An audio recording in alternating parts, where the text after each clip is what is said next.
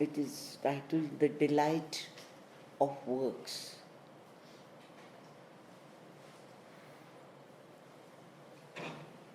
In thy works, there are always these three: the master, the worker, and the instrument. To define them in oneself rightly, and rightly to possess them, is the secret of works and the delight of works. Learn thou first to be the instrument of God and to accept thy master. The instrument is this outward thing thou callest thyself. It is a mold of mind, a driving force of power, a machinery of form, a thing full of springs and cogs and clamps and devices. Call not this the worker or the master. It can never be the worker or the master. Accept thyself humbly, yet proudly, devotedly, submissively, and joyfully as a divine instrument. There is no greater pride and glory than to be a perfect instrument of the Master. Learn thou first absolutely to obey. The sword does not choose where it shall strike. The arrow does not ask whither it shall be driven. The springs of the machine do not insist on the product that shall be turned out from its labor. These things are settled by the intention and working of nature, and the more the conscious instrument learns to feel and obey the pure and essential law of its nature, the sooner shall the work turned out become perfect and flawless. Self-choice, by the nervous motive power, revolt of the physical and mental tool, can only mar the working. Let thyself drive in the breath of God and be as a leaf in the tempest. Put thyself in his hand and be as the sword that strikes and the arrow that leaps to its target. Let thy mind be as the spring of the machine. Let thy force be as the shooting of a piston. Let thy work be as the grinding and shaping descent of the steel on its object. Let thy speech be the clang of the hammer on the anvil and the moan of the engine in its labor and the cry of the trumpet that proclaims the force of God to the regions. In whatever way, do as an instrument the work that is natural to thee and appointed. The sword has the joy in the battle play. The arrow has a mirth in its hiss and its leaping. The earth has a rapture in its dizzy whirl through space. The sun has the royal ecstasy of its blazing splendors and its eternal motion.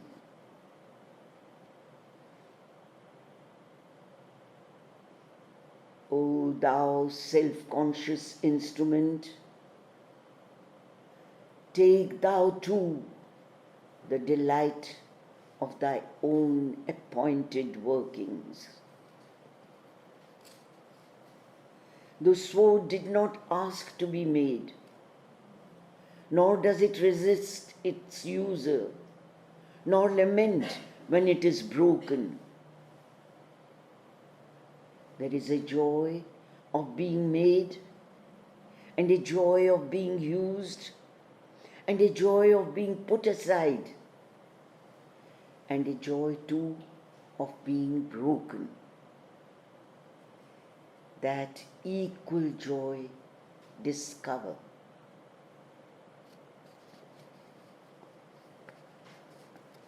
Because thou hast mistaken the instrument for the worker and the master, and because thou seekest to choose by the ignorance of thy desire thy own state and thy own profit and thy own utility,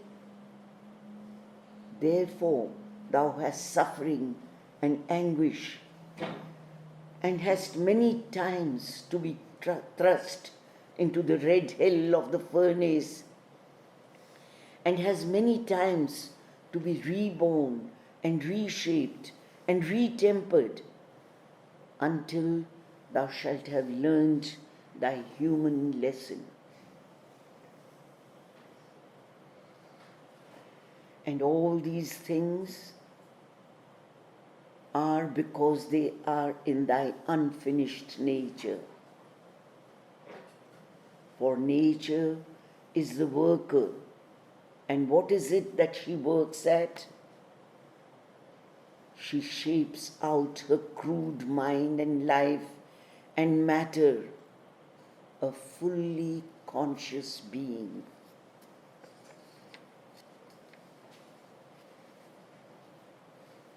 Know thyself next as the worker. Understand thy nature to be the worker, and thy own nature and all nature to be thyself.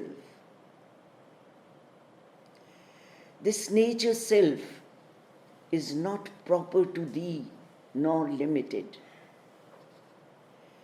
Thy nature has made the sun and the systems, the earth and her creatures, thyself and thine, and all thou art and perceivest. It is thy friend and thine enemy, thy mother and thy devourer, thy lover and thy torturer, the sister of thy soul, and an alien and a stranger, thy joy and thy sorrow, thy sin and thy virtue, thy strength and thy weakness, thy knowledge and thy ignorance. And yet it is none of these things, but something of which they are attempts and imperfect images. For beyond all these, it is an original self-knowledge and an infinite force and innumerable quality.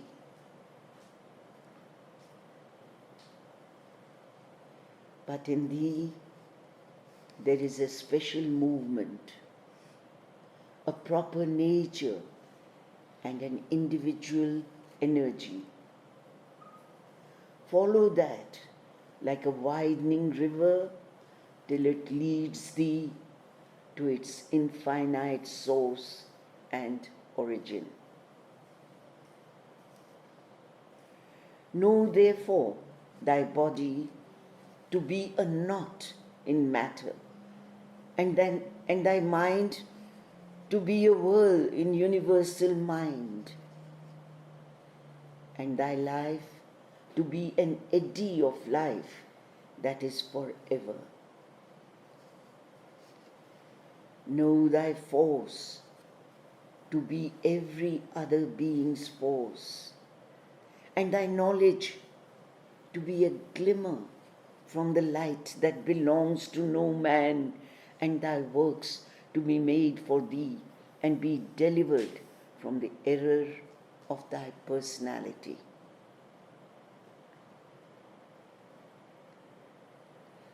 When that is done, thou shalt take thy free delight in the truth of thy individual being, and in thy strength, and in thy glory, and in thy beauty, and in thy knowledge. And in the denial of these things, thou shalt take delight also. For all this is the dramatic mask of the person and the self-image of the self-sculptor.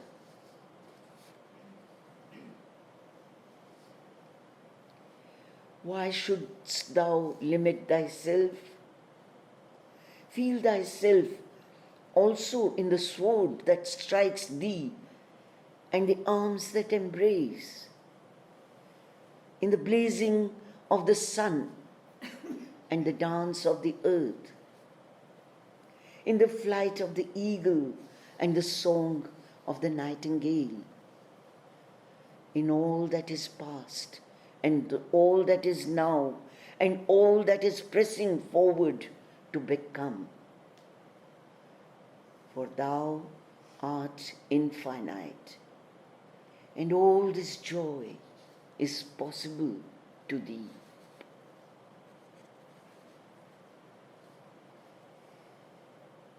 The worker has the joy of her works and the joy of her lover for whom she works. She knows herself to be his consciousness and his force, his knowledge and his reserving of knowledge, his unity and his self-division, his infinity and the finite of his being. Know thyself also to be these things. Take thou also the delight of thy lover.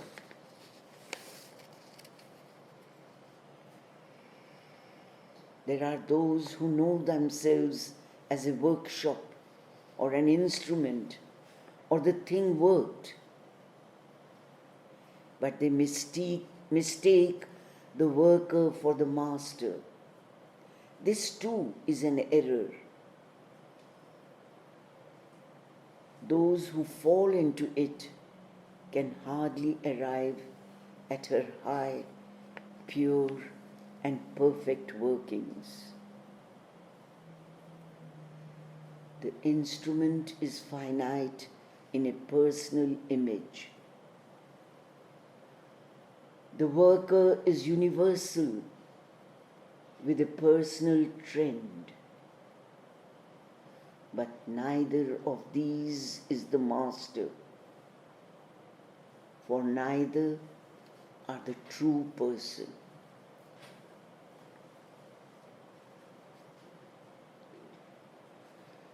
Know last the master to be thyself,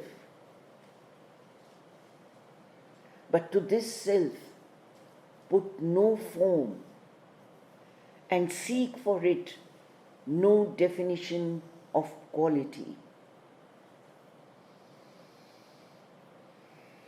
Be one with that in thy being. Commune with that in thy consciousness. Obey that in thy force. Be subject to that and clasped by it in thy delight. Fulfill that in thy life and body and mentality.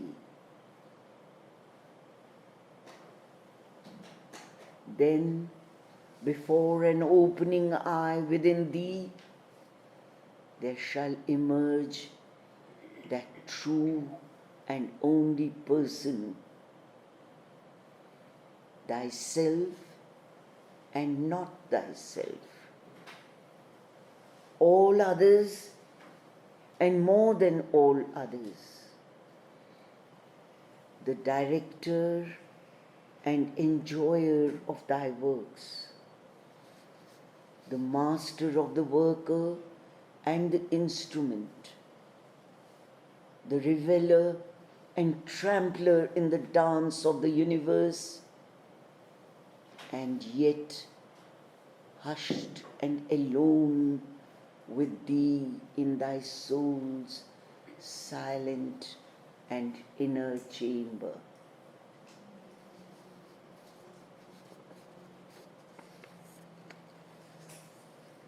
The joy of the Master possessed. There is nothing else for thee to conquer, for he shall give thee himself, and all things and all creatures, gettings and havings and doings and enjoyings for thy own proper portion. And he shall give thee that also which cannot be portioned. Thou shalt contain in thy being thyself and all others, and be that which is neither thyself nor all others. Of works, this is the consummation and the summit.